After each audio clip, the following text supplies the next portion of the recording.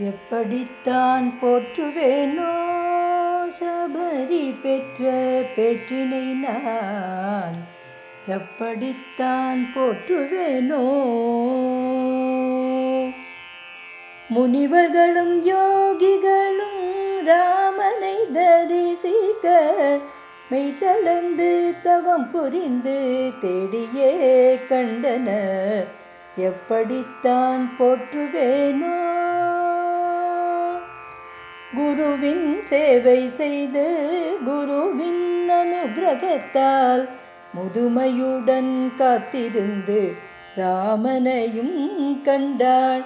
கண்களால் தரிசித்து இனிய பழம் அளித்து மெய்சிலிர்க்க ராமனின் திருவடி வணங்கி ரகுராமன் எதிரில் முக்தியும் பெற்று பிறவி பயன் அடைந்திட்ட சபரியின் மேன்மையை எப்படித்தான் போற்றுவேனோ.